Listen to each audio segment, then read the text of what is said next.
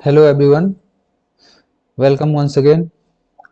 आज का हमारा जो टॉपिक है, जैसा कि आप सभी को पता है, हम टेंस पढ़ रहे हैं और वो भी एक्टिव वॉइस में, प्रेजेंट टेंस एक्टिव वॉइस में पढ़ रहे हैं। तो आज का जो हमारा प्रेजेंट का टेंस है वो है प्रेजेंट परफेक्ट टेंस।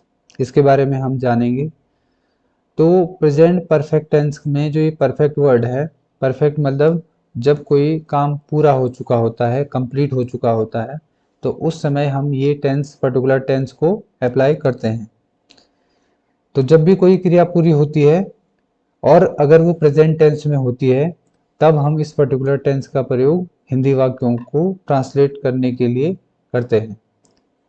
तो चलिए देखते हैं। सबसे पहले, जैसा कि मैंने आपको पहले भी बताया था पिछले वीडियोस में, कि ट्रांसलेशन के लिए हमको सबसे पहले कौन कौन सी चीज़ों की ज़रूरत पड़ती है। तो सबसे पहले हमको पहचान करनी पड़ती है। जो हमारे हिंदी वाक्य हैं, जो भी हमारे पास हिंदी सेंटेंसेस होते हैं, हमको उनको आइडेंटिफाई करना पड़ता है कि कौन सा पर्टिकुलर हिंदी वाक्य किस टेंस के अंतर्गत आता है। तो ये चेक करने के लिए कि वो प्रेजेंट का भाग है, उसके अंत में हमेशा हैं, है, हूँ, इस तरह के जो आपकी हेल्पिंग वर्ब होती है हिंदी की, वो होती है। इसके साथ साथ जो दूसरी चीज हमको करनी है वो है आपकी हेल्पिंग वर्ब। तो हेल्पिंग वर्ब मतलब सहायक क्रिया। तो प्रत्येक टेंस के लिए जो हमारे प्रेजेंट के चारों टेंस हैं, इनमें अलग अलग हेल्पिंग वर्ब यूज होती हैं। तो जो आज का हमारा टेंस है, प्रेजेंट परफेक्ट टेंस, इसमें दो हेल्पिंग वर्ब यूज होती है, हैज और हैव। इसके बाद जो तीसरी जो महत्वपूर्ण चीज है वो है फॉर्म ऑफ मेन वर्ब, यानी कि जो उसमें मुख्य क्रिया हो रही है, जो मुख्य एक्शन हो रहा है, उसका कौन सा फॉर्म, कौन सा रूप उसमें यूज होगा। तो ये तीन चीजें हमको सबसे पहले पता होनी चाहिए किसी भी टेंस के बारे में, तभी हम उसको ट्रांसलेट सही तरह से कर पाएंगे। अब ये देखते हैं कि हिंदी वाक्यों के अंत में वो कौन सी पहचान होती है जिससे हम ये डिसाइड कर सकते हैं कि ये पर्टिकुलर हिंदी वाक्य प्रेजेंट के परफेक्ट टेंस में आते हैं। तो जिन हिंदी वाक्यों के अंत में चुका है, चुकी है, चुके हैं, चुकी हूँ, चुका हूँ, या है, ये हैं, या हूँ, ये हूँ, इन ये सारे फ्रेज रहते हैं, वो जनरली आपके प्रेजेंट परफेक्ट टेंस में होते हैं। इसके अलावा क्रियाएं कुछ इस तरह से हो सकती हैं, जैसे सुना है। इसका मतलब ये है कि सुनना जो क्रिया थी वो कंप्लीट हो चुकी है। जैसे मिला है, ये क्रिया जो मिलने की क्रिया है वो पूरी हो चुकी है। या अनुमति दी है, तो इसकी जो पहचान है, इसको आपको सुन कर के भी जानने का प्रयास करना है। ऐसा नहीं है कि कोई पर्टिकुलर वाक्य हर बार आपका इस तरह से चुका है, चुकी है, या फिर या है, ये है, इस तरह के वाक्य ही आएंगे। वो क्रिया पे डिपेंड करता है, वो वर्ब पे डिपेंड करता है कि वो किस तरह का एक्शन हो रहा है। उसको हमको सुन करके ये जज करना है कि क्या वो क्रिया पूरी हो चुकी है। अगर वो क्रिया पूरी हो चुकी है और उसके अंत में है, हूँ, तब वो प्रेजेंट परफेक्ट टेंस के अंतर्गत आएगा, जो पर्टिकुलर हिंदी वाक्य है। आगे बढ़ते हैं। हिंदी वाक्यों की पहचान के लिए मैंने आपको बता दिया है। अब इसके बाद जो हमको ये देखना है, इसमें जो हेल्पिंग वर्ब हैं, दो हेल्पिंग वर्ब हैज़ और हैव, उनका प्रयोग हम किस तरह से करेंगे।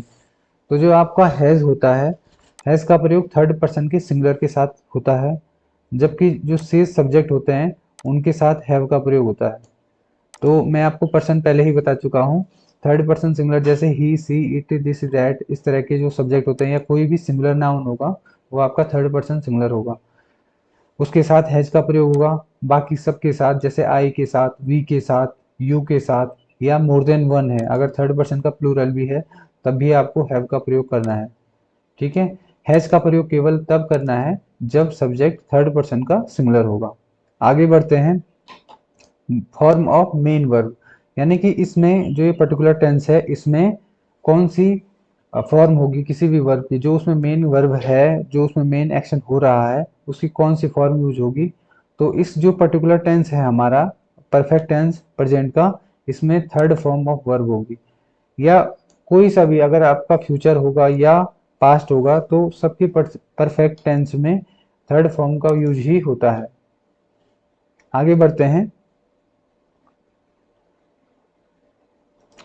तो इस तरह से आप देख सकते हैं, ये मैंने आपको बताया था वर्ब की first form, second form, third form, तो आपको थर्ड फॉर्म का यूज करना है। जैसे गो की थर्ड फॉर्म गॉन होती है, रन की थर्ड फॉर्म रन होती है, ब्रिंग की थर्ड फॉर्म ब्रॉट होती है, राइट की रिटर्न होती है और रीड की रीडी होती है। तो इस तरह से आपको third form of verb use करना है एज ए मेन वर्ब। तो हम वो तीनों चीजें कंप्लीट कर चुके हैं। पहला हमने पहचान कर लिया है कि हम जिन वाक्यों के अंत में या है, ये है या चुका है, इस तरह से या सुन करके हमको ये जानना है कि पर्टिकुलर जो क्रिया है वो पूरा हुआ है, वो एक्शन पूरा हुआ है या नहीं हुआ है। दूसरी चीज हमको ये देखनी है हेल्पिंग वर्ब कि जो सहायक क्रिया है वो कौन कौन सी है। तो हैज और हैव मैंने आपको उसके बारे में बता दिया है, और फॉर्म ऑफ वर्ब जो कि थर्ड फॉर्म ऑफ वर्ब इस पर्टिकुलर टेंस में यूज होगी। तो चलिए ट्रांसलेशन शुरू करते हैं। इस पर्टिकुलर टेंस में हमको ये स्ट्रक्चर फॉलो करना होगा अगर हमारे पास अफर्मेटिव सेंटेंस है। जैसे कुछ सेंटेंस के एग्जांपल हैं यहाँ पे। वर्षा हो चुकी है, रेल आ पहुंच चुकी है। रेल पहुंच चुकी है, इसका इसका अर्थ ये है रेल पहुंच चुकी है। अगला है हम अपना काम समाप्त कर चुके हैं। अगला है वह बहुत खेल चुका है। अगला है वे यहाँ 4 साल से रह चुके हैं। वे यहाँ 4 साल रह चुके हैं। अगला है बच्चे सो चुके हैं। अगला है उन्होंने प्रश्न हल कर लिया है। तो आप इन सब जो सेंटेंस हैं आपके, इनको आप देख सकते हैं कि इनमें इस चीज़ का आभास हो रहा है कि कोई भी क्रिया जो इसमें हो रही है वो कंप्लीट हो चुकी है। और क्योंकि इसमें है इस तरह से जो हेल्पिंग वर्ब यूज हो रखी है, तो इसका मतलब ये है कि ये परफेक्ट टेंस के अंतर्गत आएंगे। तो इनको ट्रांसलेट करने के लिए हमको ये, क्योंकि अफर्मेटिव सेंटेंस हैं, तो ये वाला स्ट्रक्चर हमको फॉलो करना है। सबसे पहले सब्जेक्ट लिखना है, उसके बाद हेल्पिंग वर्ब, उसके बाद वर्ब की third form, and then we have to write object. तो चलिए ट्रांसलेशन शुरू करते हैं। सबसे पहला वाक्य है वर्षा शुरू हो चुकी है।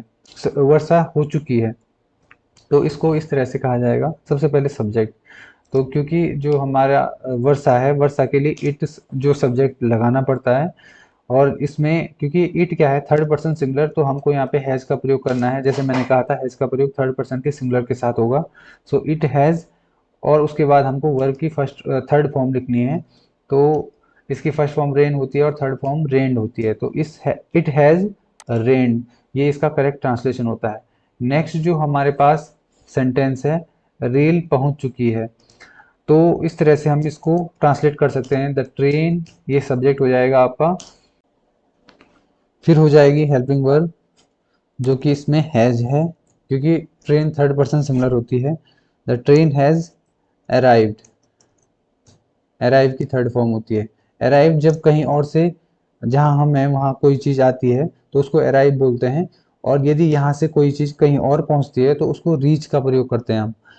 नेक्स्ट जो हमारे पास सेंटेंस है, हम अपना काम समाप्त कर चुके हैं। तो इसके लिए काम कौन समाप्त कर चुका है, हम। सो सब्जेक्ट हो जाएगा वी। दूसरा जो इसमें हेल्पिंग वर्ब है वो है आपका, क्योंकि वी फर्स्ट पर्सन है, तो इसमें हम हैव का प्रयोग करेंगे। वी हैव काम समाप्त कर चुके हैं, तो इसको हम कंप्लीट का यूज कर सकते हैं। कंप्लीटेड, इसकी थर्ड फॉर्म हो जाएगी। क्या समाप्त कर चुके हैं, अपना काम। So we have completed our work. इस तरह से हम इसका प्रयोग कर सकते हैं, ऑब्जेक्ट को लिख सकते हैं। जो नेक्स्ट सेंटेंस हमारे पास है, वह बहुत खेल चुका है। He has played, third form, a lot. ये इसका ट्रांसलेशन हो जाएगा। नेक्स्ट जो वाक्य है हमारे पास, वे यहाँ 4 साल रह चुके हैं। सो कौन रह चुके हैं, वे सब्जेक्ट हो जाएगा दे। दे हैव, इसके साथ हैव हेल्पिंग वर्ब यूज होगी। दे हैव यहाँ रह चुके हैं, यानी कि निवास कर चुके हैं, तो हम यहाँ पे लिव का प्रयोग कर सकते हैं। They have lived here for 4 years। ये इसका ट्रांसलेशन हो जाएगा। नेक्स्ट जो वाक्य है हमारे पास, बच्चे सो चुके हैं। सो बच्चे बहुत सारे हैं, सो इसलिए हम चिल्ड्रन का प्रयोग करेंगे। चिल्ड्रन, ठीक है ना। हैव, बहुत सारे हैं, बच्चे सो चुके हैं। Have slept. अगला है उन्होंने अपना प्रश्न हल कर लिया है। दे सब्जेक्ट हो जाएगा, हैव हो जाएगा helping verb. They have solved the question. एक ही क्वेश्चन है, तो इस तरह से इसका ट्रांसलेशन हो जाएगा। अब यदि हमको इनका नेगेटिव स्ट्रक्चर बनाना है, यानी कि नेगेटिव सेंटेंस जो है उनको ट्रांसलेट करना है जो कि इस टेंस के अंतर्गत होंगे, तो उसको हम किस प्रकार से कर सकते हैं उनको देखते हैं। तो हमारे पास कुछ उदाहरण है यहाँ पे, जैसे वर्षा नहीं हुई है, रेल नहीं पहुंची है, इन्हीं को हमने नेगेटिव बनाना है जो हमारे पास वाक्य हैं। तो इसको नेगेटिव बनाने के लिए, इन वाक्यों को नेगेटिव बनाने के लिए हमको जो पहला जो हमारे पास स्ट्रक्चर था उसमें थोड़ा सा चेंज करना है। हमको नॉट इंक्लूड करना है क्योंकि नेगेटिव वाक्य है।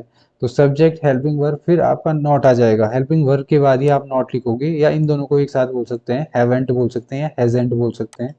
और उसके बाद आपको वर्ब की third form as it is लिखनी है, बाकी ऑब्जेक्ट भी वैसा का वैसा ही आएगा। तो इस तरह से वर्षा नहीं हुई है, तो इसको हम इसमें जो पहला वाला पॉजिटिव वाक्य था उसमें हमको केवल नॉट इंक्लूड करना है। इट हैज़ नॉट रेन, ये इसका ट्रांसलेशन हो जाएगा। जो दूसरा वाक्य है हमारा, रेल नहीं पहुंची है, तो हम इस तरह से लिखेंगे the train has not reach, अगर कहीं और पहुंच रही है, वरना अगर यहाँ पहुंच रही है तो अराइव्ड, जैसे मैंने आपको पहले बताया, the train has not arrived. Next जो हमारा वाक्य है,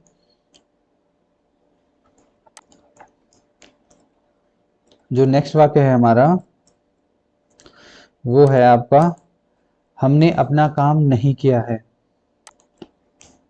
हमने अपना काम नहीं किया है। सो सब्जेक्ट हो जाएगा वी, हेल्पिंग वर्ब हो जाएगी हैव, नॉट क्योंकि नेगेटिव सेंटेंस है, वी हैव नॉट कंप्लीटेड, और we can say done, we have not completed our work. इस तरह से इसका ट्रांसलेशन हो जाएगा। सो ही हैज़ नॉट, क्योंकि ही थर्ड पर्सन सिंगुलर है तो हैज़ का प्रयोग होगा। He has not played, he has not played, कोई गेम का नाम नहीं है इसलिए इतना ही आएगा, ही हैज़ नॉट प्लेड। वे यहाँ 4 साल नहीं रहे हैं, they have not lived here for 4 years। ये इसका ट्रांसलेशन हो जाएगा। बच्चे नहीं सोए हैं, बच्चे नहीं सोए हैं, चिल्ड्रेन हैव नॉट स्लेप्ट। ये इसका ट्रांसलेशन हो जाएगा। तो आप देख सकते हैं इन सारे वाक्यों में हमने केवल जो पहले वाले सेंटेंस है उसमें नॉट ही इंक्लूड किया है, लेकिन नॉट को हमने हेल्पिंग वर्ब के बाद ही इंक्लूड किया है। तो ये पैटर्न आपको याद रखना है। उन्होंने प्रश्न हल नहीं किया है, सो इसका ट्रांसलेशन हो जाएगा they have not solved the question. उन्होंने प्रश्न सॉल्व नहीं किया है, तो ये इसका ट्रांसलेशन हो जाएगा। तो ये सारे नकारात्मक या नेगेटिव सेंटेंस थे जिनमें केवल नॉट को इंक्लूड करना है। अब अगली तरह के वाक्य देखते हैं जो कि सवाल हैं हमारे, और सवाल पॉजिटिव भी हो सकते हैं और नेगेटिव भी हो सकते हैं। तो पहले हम पॉजिटिव सवाल को देखते हैं और उन सवालों को देखते हैं जिनका जवाब हाँ या ना में दिया जा सकता है। तो इसके लिए जो आपका स्ट्रक्चर है, जो पैटर्न आपको फॉलो करना है, सबसे पहले सब्जेक्ट लिखना है, उसके बाद हेल्पिंग वर्ब लिखनी है, उसके बाद आपको वर्ब की थर्ड फॉर्म, और देन आपको ऑब्जेक्ट लिखना है। तो पहला वाक्य है, क्या रिंकू ने खाना खा लिया है। सो रिंकू थर्ड पर्सन सिंगुलर है इसलिए हैज हेल्पिंग वर्ब का यूज होगा, फिर हो जाएगा सब्जेक्ट रिंकू। यहाँ पे ईटन का प्रयोग कर सकते हैं या हैड का प्रयोग कर सकते हैं। हैज रिंकू ईटन और हैड फूड, क्योंकि एक सवाल है तो इसमें आपको क्वेश्चन मार्क लगाना पड़ेगा। नेक्स्ट जो सेंटेंस है, क्या तुमने अजय को मेरे बारे में बताया है। सो यू के साथ हैव का प्रयोग होगा, हैव, उसके बाद सब्जेक्ट आ जाएगा have you inform Ajay, object आ जाएगा अजय अबाउट मी, क्योंकि एक सवाल है तो इसमें भी क्वेश्चन मार्क आ जाएगा। जो नेक्स्ट सेंटेंस है, क्या मनीष को कोई बैग मिला है। सो इसमें क्योंकि ये थर्ड पर्सन सिंगुलर है मनीष, तो हैज का प्रयोग हुआ, हैज मनीष फाइंड की थर्ड फॉर्म फाउंड हो जाएगी, कोई बैग, एनी बैग। तो इस तरह से इसका ट्रांसलेशन हो जाएगा। तो आपने देखा जो हमारा यस नो टाइप का जो क्वेश्चन होता है उसमें जो पॉजिटिव स्ट्रक्चर होता है उसमें सबसे पहले हेल्पिंग वर्ब का यूज़ करना पड़ता है, फिर उसके बाद सब्जेक्ट, उसके बाद वर्ब की third form and then object आपको लिखना पड़ेगा और लास्ट में आपको क्वेश्चन मार्क लगाना है। तो इस तरह से पॉजिटिव स्ट्रक्चर बन जाएगा। अब देखते हैं कि इनका नेगेटिव जो स्ट्रक्चर है वो किस तरह से बनेगा।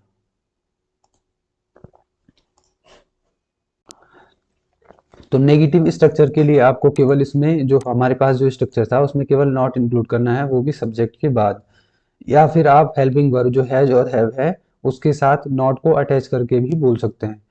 तो इस तरह से हमको ये पैटर्न फॉलो करना है, सबसे पहले हेल्पिंग वर्ब लिखनी है, फिर सब्जेक्ट लिखना है, फिर नॉट इंक्लूड करना है और बाकी सारी चीज़ें वैसे ही रहेंगी। तो हम इन वाक्यों में देख सकते हैं इसमें हमने नहीं इंक्लूड कर दिया है, क्या रिंकू ने खाना नहीं खाया है। तो जो इंग्लिश में जो नॉट यूज होगा वो सब्जेक्ट के बाद आ जाएगा।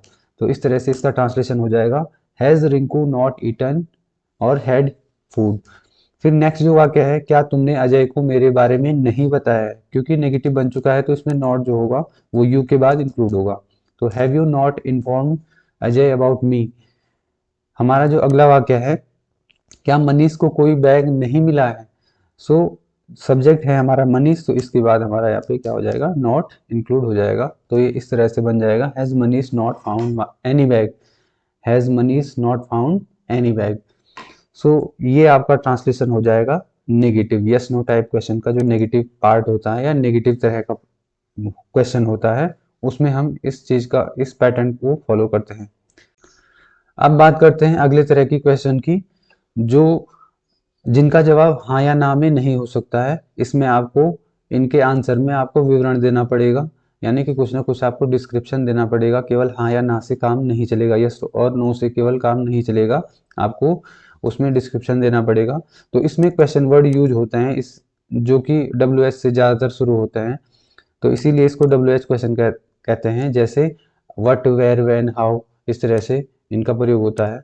तो क्योंकि हमारे पास यहाँ पे सवाल है तुमने अब तक क्या किया है, तो क्या का जो क्वेश्चन वर्ड होगा वो होगा वट, तो हमने यहाँ पे वट लिख लिया है। सो ये हो जाएगा वट, उसके बाद आएगा हेल्पिंग वर्ब वट हैव, उसके बाद subject what have you, do की थर्ड फॉर्म हो जाएगी done, what have you done अब तक, उसके लिए आप सो फार का प्रयोग कर सकते हैं, what have you done so far. और उसके बाद क्योंकि ये क्वेश्चन है तो हमने इसमें क्वेश्चन मार्क लगा दिया है। उसके बाद नेक्स्ट जो क्वेश्चन है हमारे पास, तुमने ये कैसे किया है। तो इसमें जो क्वेश्चन वर्ड है वो है हाउ, ऑल्दो ये डब्ल्यू एच से शुरू नहीं होता है। इसका मतलब क्या होता है कैसे, और ये जब यूज होगा तो ये क्वेश्चन का जो आंसर होगा वो डिस्क्रिप्शन में देना पड़ेगा। तो तुमने ये कैसे किया किया है, तो इस सबसे पहले क्वेश्चन वर्ड आ गया, उसके बाद हेल्पिंग वर्ब, उसके बाद आएगा हेल्पिंग वर्ब, उसके बाद आएगा सब्जेक्ट, उसके बाद आ जाएगा आपका वर्ब की third form, how have you done. अब ये भी है तो इसके लिए दिस का प्रयोग कर सकते हैं, how have you done this, और इस तरह से आपका ये क्वेश्चन बन जाएगा। राहुल ने पत्र क्यों लिखा है, क्योंकि राहुल थर्ड पर्सन सिंगुलर है और इसमें जो क्वेश्चन वर्ड है वो हो जाएगा वाई, और क्योंकि राहुल थर्ड पर्सन सिंगुलर है तो इसमें हैज का प्रयोग होगा।